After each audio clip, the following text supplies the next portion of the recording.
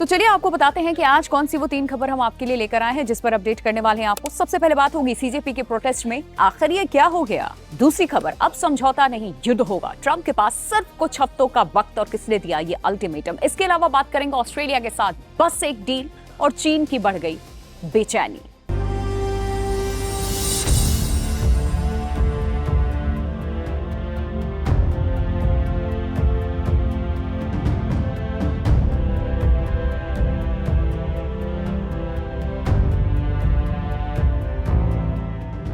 सबसे पहले बात दिल्ली की करते हैं। दिल्ली के जंतर मंतर पर पिछले कई दिनों से एक ऐसा आंदोलन चल रहा है जिसने शिक्षा व्यवस्था, छात्रों के भविष्य और विरोध प्रदर्शन के अधिकार तीनों पर नई बहस छेड़ दी है।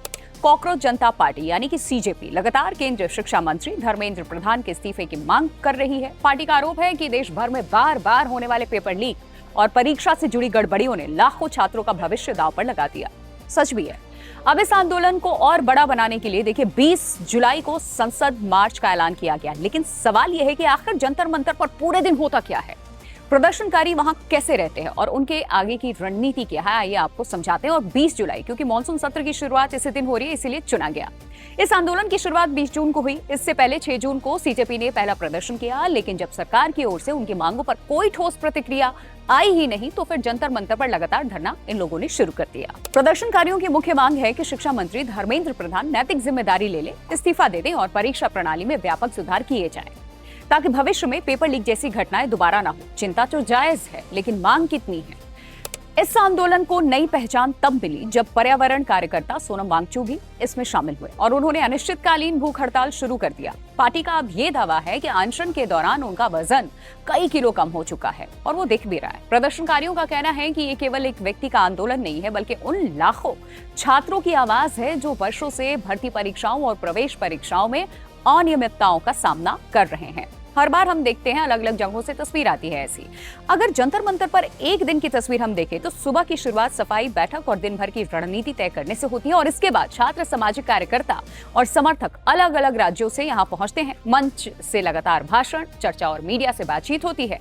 दिन भर छात्र अपनी आप बीती साझा करते हैं और बताते हैं कि कैसे परीक्षा रद्द होने, पेपर लीक और भर्ती में देरी ने उनकी करियर को कैसे प्रभावित किया है। वहीं दोपहर के समय आंदोलन का केंद्र मांगों को लेकर के जन जागरण बन जाता है। पोस्टर, बैनर और नारेबाजी के जरिए प्रदर्शनकारी सरकार से जवाब मांगते हैं। कई लोग सोशल मीडिया पर लाइव आकर के आंदोलन की जानकारी भी साझा करते हैं ताकि देश भर के छात्र इस अभियान से जुड़ सके।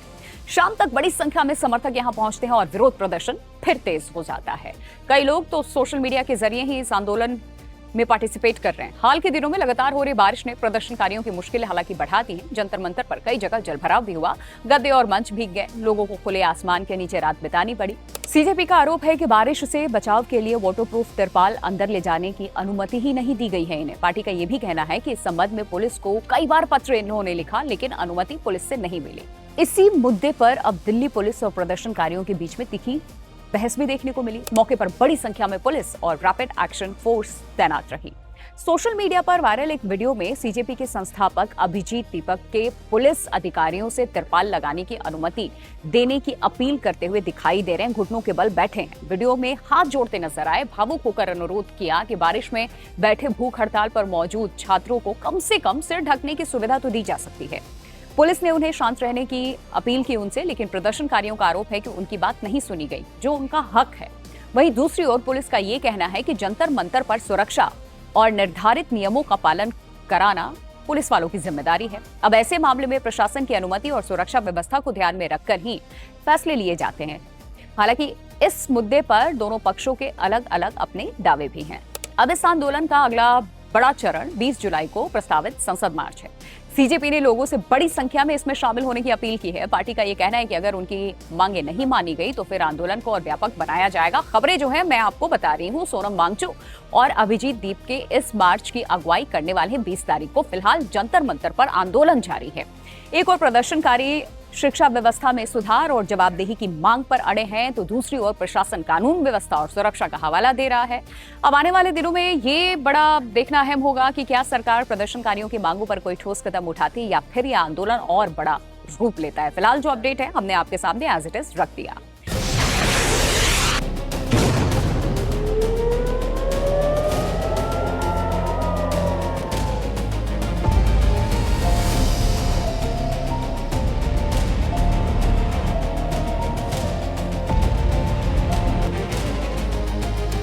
दूसरी स्टोरी पर हम बात करते हैं। क्या अमेरिका और ईरान के बीच में युद्ध का दौर शुरू हो चुका है?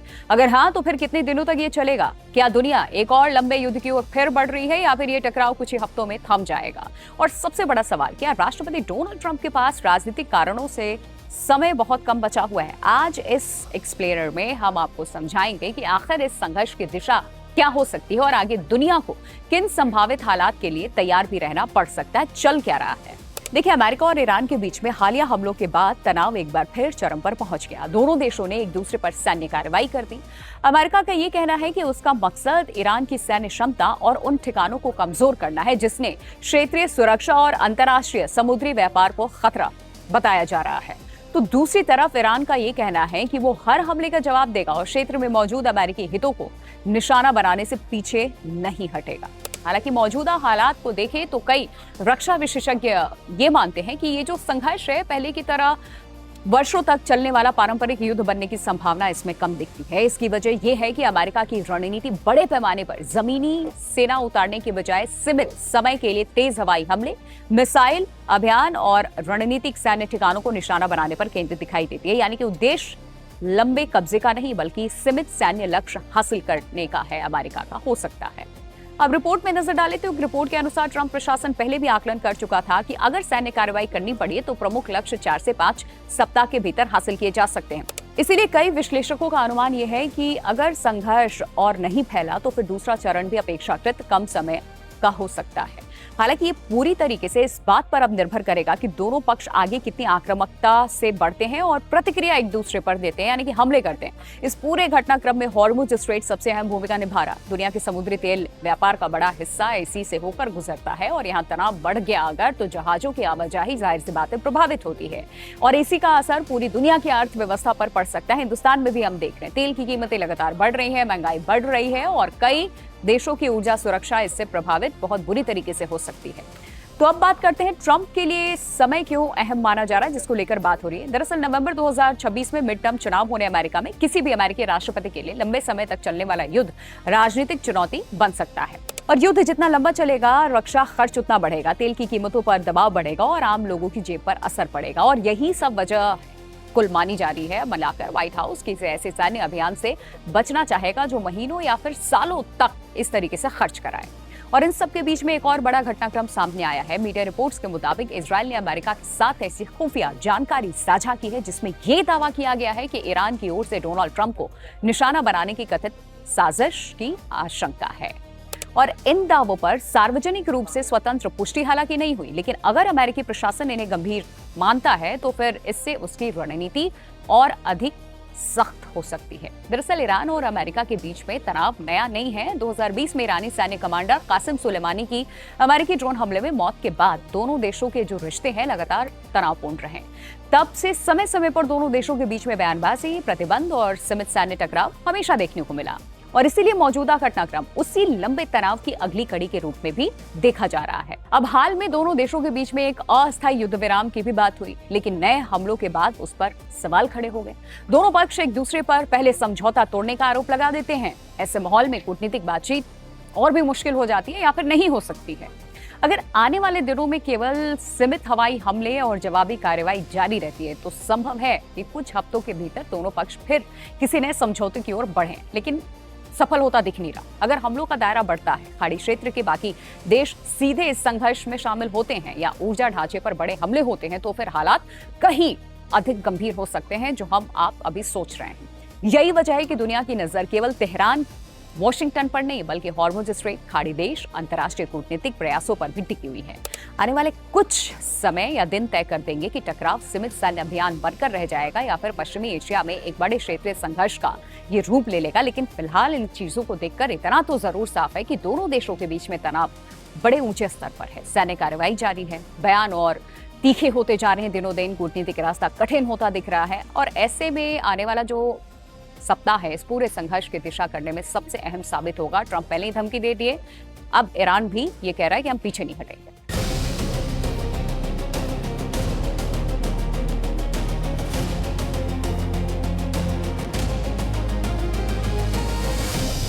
चलिए अब बात कर लेते हैं प्रधानमंत्री नरेंद्र मोदी के ऑस्ट्रेलिया दौरे की। भारत और ऑस्ट्रेलिया के बीच हुई नई यूरेनियम डील सिर्फ परमाणु ईंधन खरीदने तक का समझौता नहीं है, ये हिंद प्रशांत क्षेत्र में बदलते शक्ति संतुलन का बड़ा संकेत है। देखिए, एक तरफ भारत को स्वच्छ ऊर्जा, क्रिटिकल मिनरल्स और स्पेस सेक्टर में नई ताकत मिलेगी, इससे तो दूसरी तरफ चीन के लिए संदेश भी जाएगा कि भारत सिर्फ क्षेत्रीय नहीं बल्कि वैश्विक रणनीतिक साझेदारियों को तेजी से मजबूत इस वक्त कर रहा है। तो अब सवाल है कि इस डील का असली मतलब क्या है और इससे भारत को कितना फायदा होने वाला है या होगा। आपको बताते हैं इस डील के चर्चे आखिर क्यों हो रहे हैं। देखिए, मेलबर्न में प्रधानमंत्री नरेंद्र मोदी और ऑस्ट्रेलिया के प्रधानमंत्री एंथनी एल्बनीज की मुलाकात के बाद कई महत्वपूर्ण समझौतों पर मुहर लगी। इनमें uranium supply, critical minerals, cyber technology, artificial intelligence, semiconductor, quantum computing, space और सप्लाई चेन जैसे भविष्य के क्षेत्र में सहयोग शामिल है। यानी कि ये केवल एक सेक्टर की साझेदारी नहीं बल्कि आने वाले दशकों की रणनीतिक साझेदारी का एक खाका यहाँ हमें दिखा है। और सबसे ज्यादा जो चर्चा है यूरेनियम डील को लेकर हो रही है।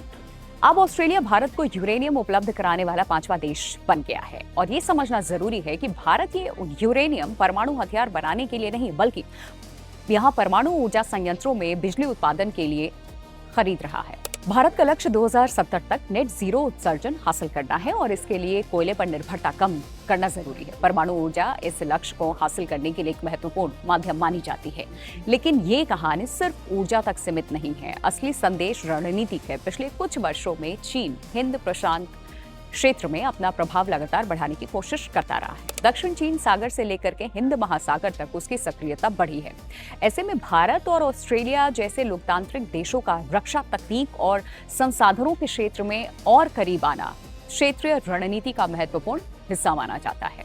और यही वजह है कि दोनों देशों ने क्रिटिकल मिनरल्स कॉरिडोर विकसित करने का भी फैसला लिया है। इलेक्ट्रिक वाहन, missile system, fighter jet, battery, semiconductor और अत्याधुनिक रक्षा उपकरण, इन सभी के लिए लिथियम, कोबाल्ट और निकल और एयर अर्थ जैसे खनिज बेहद जरूरी हैं। ऑस्ट्रेलिया इन संसाधनों का बड़ा उत्पादक है, जबकि भारत इनका उपयोग करके वैश्विक मैन्युफैक्चरिंग हब बनने की दिशा में आगे बढ़ रहा है। स्पेस सेक्टर में भी ये साझेदारी बेहद अहम है। ऑस्ट्रेलिया के कोकोस द्वीप पर भारत का स्पेस ट्रैकिंग टर्मिनल स्थापित किया जाएगा और इससे गगनयान जैसे भारतीय मानव अंतरिक्ष मिशंस को उनकी निगरानी और संरचना क्षमता और मजबूत कर देगी। यानी कि ये सहयोग केवल धरती तक सीमित नहीं है बल्कि अंतरिक्ष में भी भारत की मौजूदगी को और सशक्त करेगा।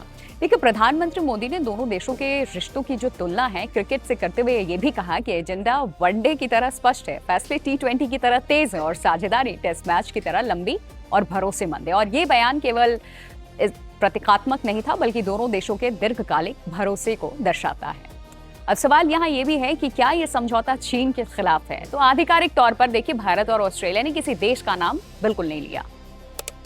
दोनों देशों का ये कहना है कि उनका उद्देश्य मुक्त, सुरक्षित और नियम आधारित हिंद प्रशांत क्षेत्र को मजबूत करना। हालांकि रणनीतिक विश्लेषक ये मानते हैं कि ऐसे समझौते क्षेत्र में शक्ति संतुलन को प्रभावित करते हैं और चीन ही ने निश्चित रूप से गंभीरता से देखेगा। अब भारत के लिए ये समझौता कई स्तरों पर बड़ा महत्वपूर्ण है। सबसे पहली बात, ऊर्जा सुरक्षा मजबूत होगी।